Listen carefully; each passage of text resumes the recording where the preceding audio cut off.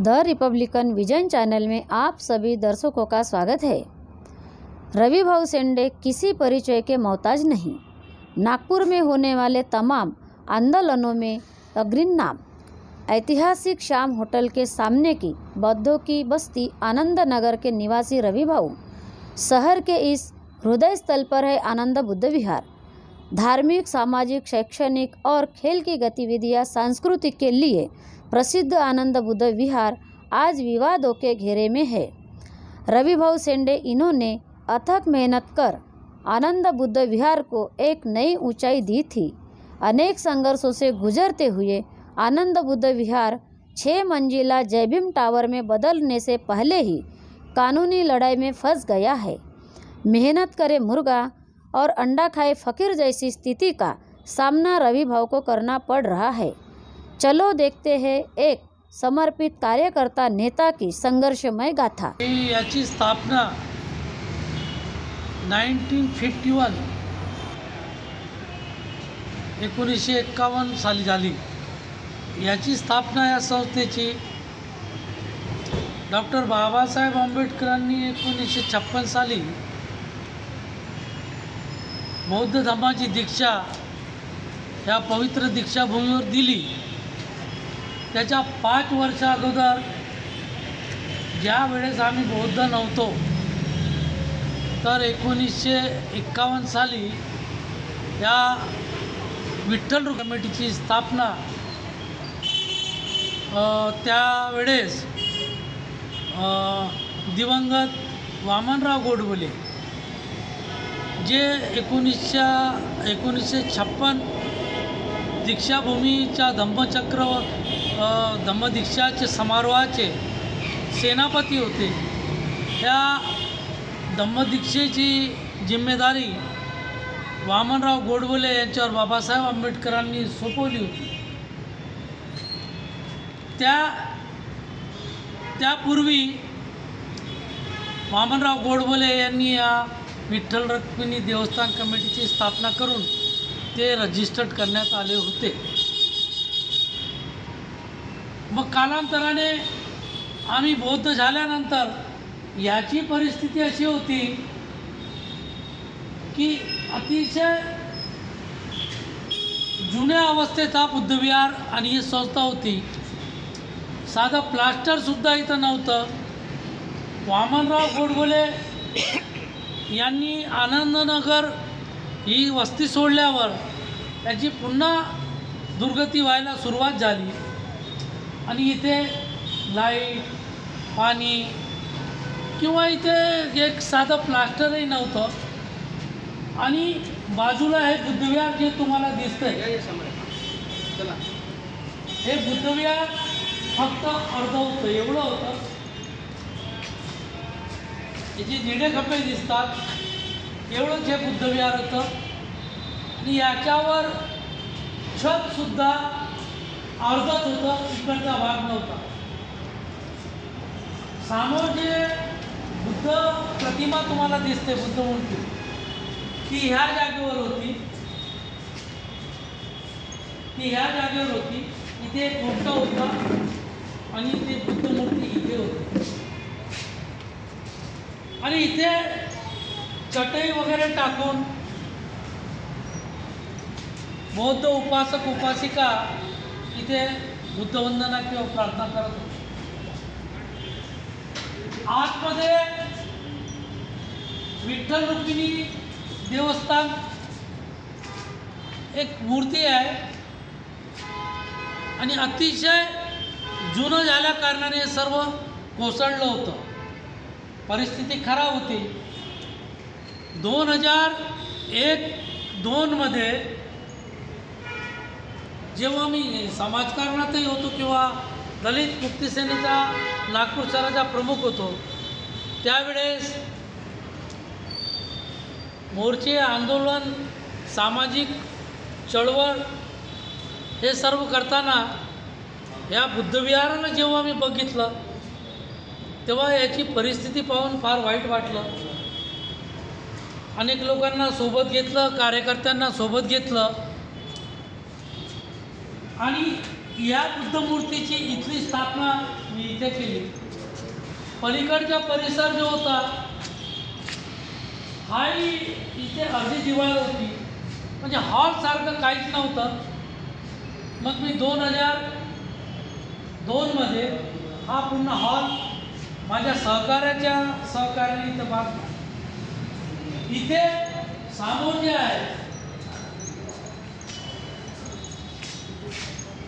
जे आहे इथे शेड नव्हतं, पंखा नव्हता, लाईट नव्हता. हे सर्व पूर्ण बांधकाम माझ्या सहकाऱ्यांच्या मदतीने, त्यांच्या सहकार्याने मी इथे स्थापन केलं. त्यावेळेस वस्तीत कोणताही वाद नव्हता, कोणी करायला तयार नव्हतं, कोणी सामोर यायला तयार नव्हता. त्यामुळे मी समोर येऊन आपली जिम्मेदारी समजून हे सर्व कामं मी केले. टाईल्स लावले, बुद्धमूर्तीची स्थापना केली. दिल्लीवरून बुद्धमूर्ती आणली आमच्या सुजाता महिला मंडळच्या उपासिकांनी, त्याच्यातही मदत केली. आणि मग इथे हा सर्व हॉल, हे सर्व परिसर सहकाऱ्यांच्या मदतीने, सहकार्याने मी इथे बांधला. हे दिवाल जे दिसते जिथे आपण स्थापना केली, त्याच्या मागे एक सरकारी संडास होता. या दिवालची उंची अर्धीही नव्हती, अर्ध्यापेक्षा कमी होती. आणि याला चिपकूनच लागून सरकारी संडास होतं, ज्याची दुर्गंधी या बुद्धविहारामध्ये सुद्धा येत होती. एक तर लाईट नाही, पंखे नाही, काही नाही. आणि अनेक अडचणी बुद्धवंदना करताना इथे येत होत्या. त्यामुळे बौद्ध उपासक उपासिकाची संख्या इथे कमी येत होती, कुणी यायला धजावत नव्हतं. सरकारी संडास बाजूलाच असल्यामुळे, अतिदुर्गंधी असल्यामुळे मग शेवटी काय झालं, 2005 मध्ये मला असं माहिती पडलं की बाजूची सरकारी संडास आहे ही आपल्याच महारवतनाची जागा आहे. त्या काळचे इथले अध्यक्ष रविकांत मोहिले यांनी मला एक कागद दाखवला आणि म्हटलं की ही आपलीच जागा आहे. तो त्या कागदाचा आधार घेऊन मी 2002 पासून 120 वर्ष जुने कागदपत्र, डॉक्युमेंट हे महसूल विभाग, कॉर्पोरेशन, नजूर इथून काढून सर्व कागदपत्र जमवले. खरंच ही सरकारी संडास जी आहे, ज्यामुळे इथे या बुद्धविहारामध्ये अतिशय त्रास होतो, तर ती जागा कोणाची आहे याचा उहापोह घेतला. आणि मग मी खोलपर्यंत जेव्हा पोहोचलो तेव्हा मला कळलं की खरंच ही जागा आमच्या विठ्ठल रुक्मिणी देवस्थान कमिटी, महार लोकांचे देवस्थान या अशी नोंद त्या जागेवर आहे. आणि इंग्रजाच्या काळात भेटलेली ही जागा आहे. तर माझा असा विचार झाला, कोणी करत नाही, काही नाही, कोणी लक्ष देत नाही.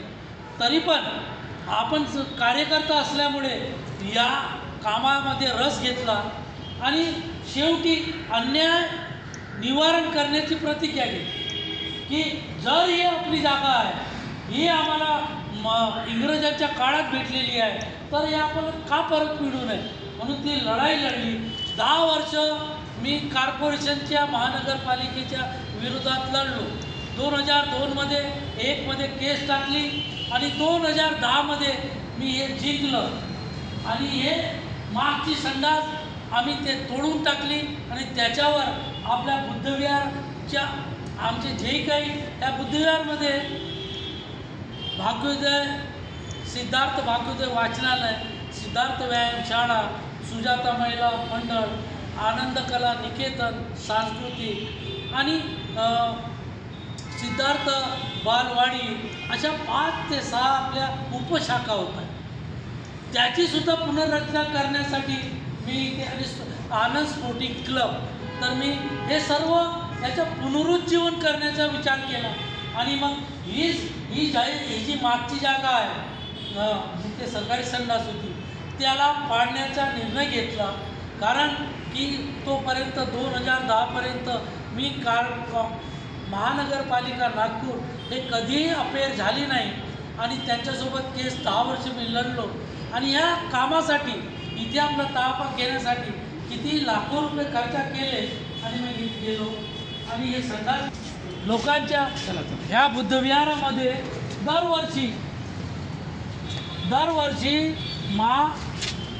आपला जो नागपूर दीक्षाभूमीचा कार्यक्रम असतो त्या कार्यक्रमामध्ये कमीत कमी 10 ते 20 लाख लोक या नागपूर शहरात येतात.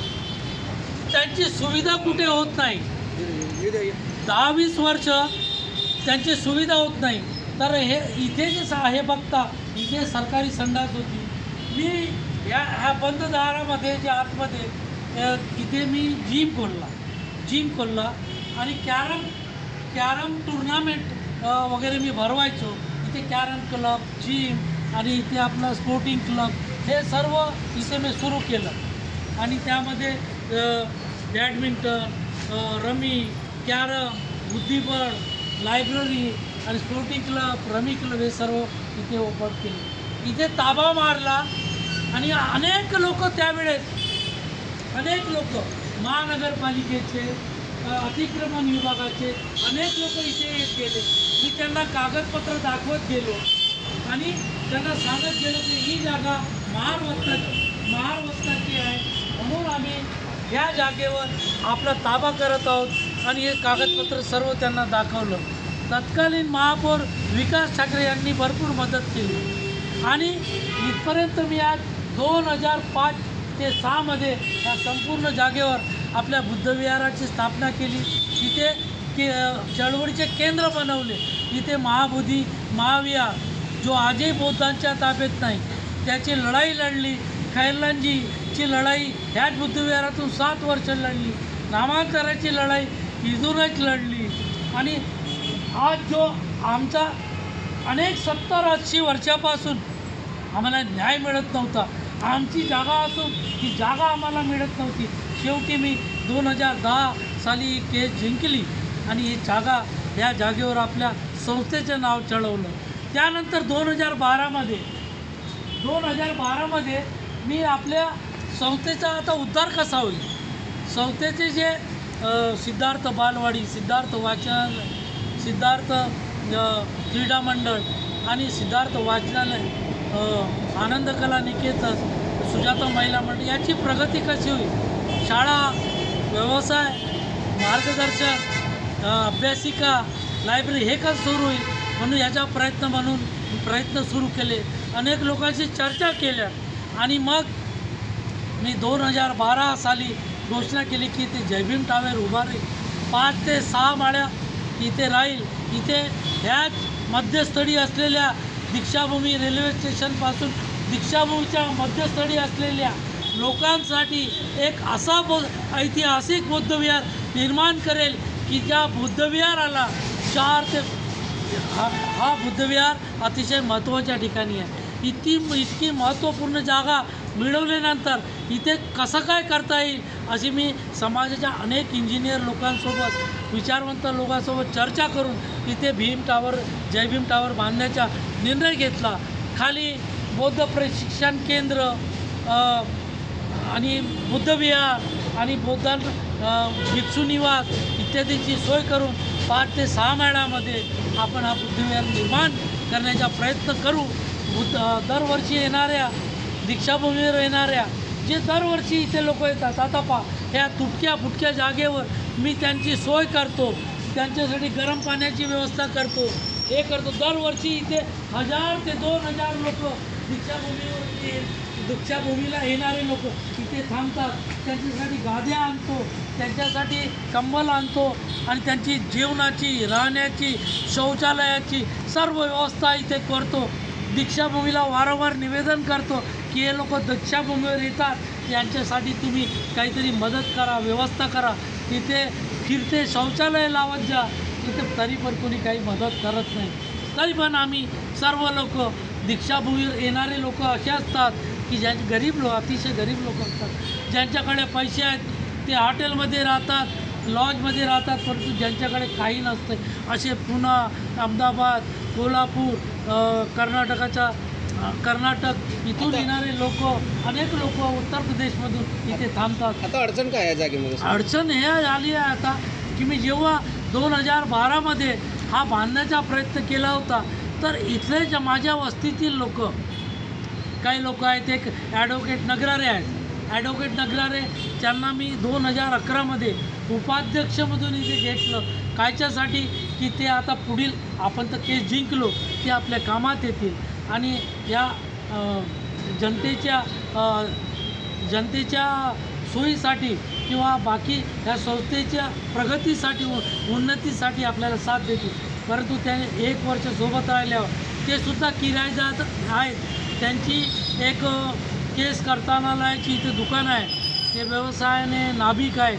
तर त्यांनी 1-1.5 वर्षानंतर मी त्यांनाही बोलवलं, आपल्याला इथे आता हे बांधकाम करायचं आहे, आता या संस्थेला आपल्या उन्नतीच्या मार्गावर न्यायचं आहे, सर्व काही करायचं आहे. तर त्यांनी माझ्याकडे येणं बंद केलं. मी त्यांना म्हटलं की जिथे संस्थेचे 5 किरायेदार आहेत आणि त्यांची जागा निर्धारित केलेली आहे इतक्या वर्षापासून, त्या 5 किरायेदारांना सांगितलं की तुमची जागा तुम्हाला भेटेल, कोर्टातून मी लिहून देतो, कारण की मी इथला अध्यक्ष आता चॅरिटीमध्ये बनलेला आहे. परंतु त्यांनी माझा विरोध करत 2 किरायेदारांनी, एक घुगरे आणि दुसरे हे नगरारे, ओके, यांनी माझा विरोध केला आणि माझ्या विरोधात त्यांनी चॅरिटीमध्ये, आणि मी जेव्हा हे बांधकाम करण्याचा प्रयत्न करत होतो की जय भीम टावर, त्यांनी अवैध बांधकाम आहे आणि अनेक कारणं सांगून, वकील असल्यामुळे त्यांनी खोटी कारणं सांगून हे अवैध निर्माण आहे म्हणून हा माझा जय भीम टावरचा प्रोजेक्ट थांबवून दिला. आणि ह्या जय भीम टावर निर्माण करण्यास त्यांनी विरोध निर्माण केला. आज 2012पासून 2025 आलं, नुकसान कोणाचं झालं या 12-13 वर्षात? जर त्यांनी विरोध केला नसता तर जितकी जागा त्यांच्याजवळ आहे त्यांना सर्वांना 5ही किरायेदारांना भेटली असती आणि हा बुद्धविहार, ही संस्था भरभराटीस लागली असती. अनेक विद्यार्थ्यांना, अनेक उपासिकांना, अनेक भिक्षू लोकांना आणि अनेक सामाजिक चळवळीतील काम करणाऱ्या लोकांना त्यांच्यासाठी योग्य सोयी निर्माण करण्यात आला असता. 15 ते 20 लोक या इथे कामाला लागले असते, त्यांना मानधन मिळालं असतं. अनेक शिक्षिका, 2-4 शिक्षिका लागल्या असत्या, 2-4 लिफ्टमॅन, गार्ड्स, अनेक लोकांना इथे रोजगाराचे उत्पन्न मिळाले असते आणि हा बुद्धविहार कमीत कमी 5 लाख रुपये उत्पन्न दर महिन्यात कमवू शकला असता. परंतु ह्या लोकांनी मिळून, जसे ॲडव्होकेट नगरारे, अजूनही त्यांच्यासोबत अजून 15-20 लोक मिळाले आहेत, ज्यांनी माझं म्हणणं आहे की मी लहानपणापासून इथे सामाजिक चळवळीने काम करतो. परंतु हे जे आज माझ्या विरोधात उभे झाले आहेत, त्यांनी ह्या बुद्धविहाराच्या जागेवर संडास तोडण्यासाठी किंवा बुद्धविहार बनवण्याच्या प्रक्रियेत कोणताही सहभाग घेतला नाही.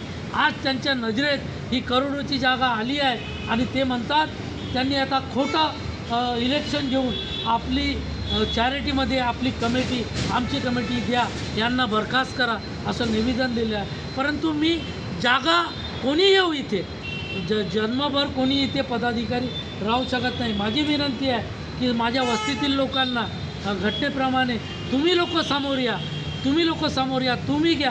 परंतु हे जे लोक, बनावटी लोक, हे लोक जे आज ज्यांनी कधीच सामाजिक, राजकीय, धार्मिक ह्या चळवळीत कधीच भाग घेतला नाही, अशा लोकांना हे बुद्धविहार कसं सोपवणार? हे सर्व आयते करू. मी त्यासाठी 30 लाख रुपये, 25 लाख रुपये कमिटीच्या नावावर टाकले आहेत या बँकेत. त्यांना तो विरोध केल्यामुळे त्यांनी हा प्रोजेक्ट थांबला आहे. ज्यांनी 25 लाख रुपये जो आपल्याला बांधकाम करून देत होता ते मेश्रामनी दिले होते, ते 25 लाख रुपये बी खाण्याचा प्रयत्न करीत आहे ते लोक.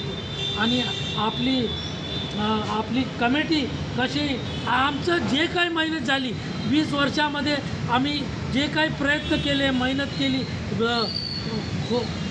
एकदम अतिशय खोलपर्यंत जाऊन अतिशय मेहनत करून स्वतःचे 10 लाख रुपये खर्च करून याचा ताबा मिळवून 2 वेळा आखीव पत्रिका बनवून आणि शेवटी आता 4-5 वर्षापूर्वी हायकोर्टाचे निर्देश आले होते, नोटीस आले होते सर्व संस्थांना, बुद्धविहारांना, तेव्हासुद्धा 60,000 रुपये हायकोर्टात भरून हे बुद्धविहार आणि ही जागा मी वाचवली. परंतु या लोकांच्या